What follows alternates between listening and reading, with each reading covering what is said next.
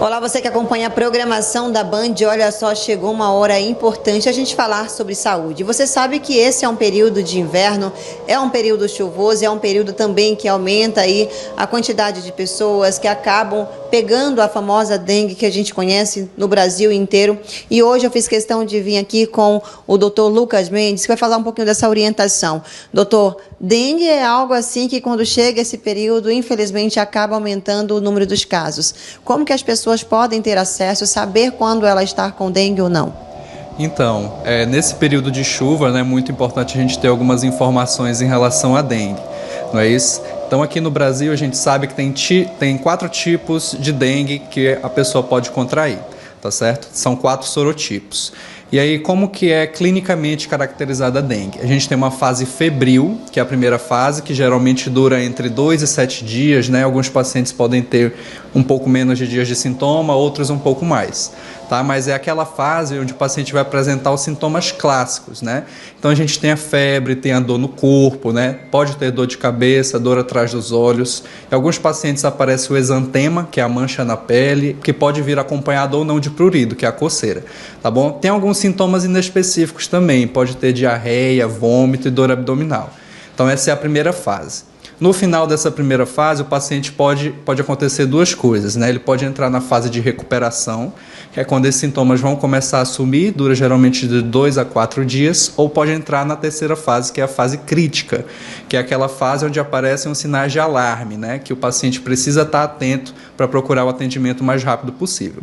Então, os sinais de alarme que todos devem saber são, se tiver suspeita de dengue, é principalmente aquele vômito incoercível, vômito que não passa de jeito nenhum, né? Sangramento de mucosa, então sangra a boca, pode ter sangue pelo ouvido, pelo nariz, tá certo? E também o principal, que é o mais comum, é a dor abdominal. Então é uma dor na barriga muito forte que não passa de jeito nenhum. Então esse é um sinal de alarme que as pessoas têm que ficar atentas para procurar atendimento.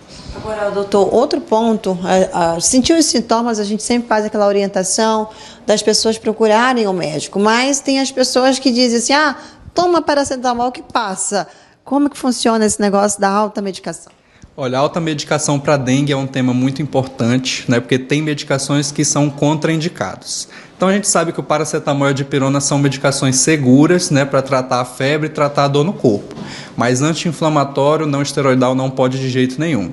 Então ibuprofeno, cetoprofeno, cetorolaco, nimesulida, essas medicações são contraindicadas porque podem aumentar o risco de sangramento gastrointestinal. Dipirona e paracetamol pode tomar, mas você tem que procurar o acompanhamento médico para saber a dosagem correta, tá certo? Como lidar quando uma pessoa aparece com dengue na família? Existem doenças que elas são transmissoras, no caso da dengue não é. Mas qual a orientação quando uma pessoa aparecer com dengue na família? Então, a gente tem regiões endêmicas do município que o vetor, que é o mosquito Aedes aegypti, ele está mais presente, né? Então, se uma pessoa da família aparecer, então provavelmente essa pessoa contraiu ali no perímetro de casa, né, ou no trabalho. Então, a gente tem que sempre ficar atento à prevenção.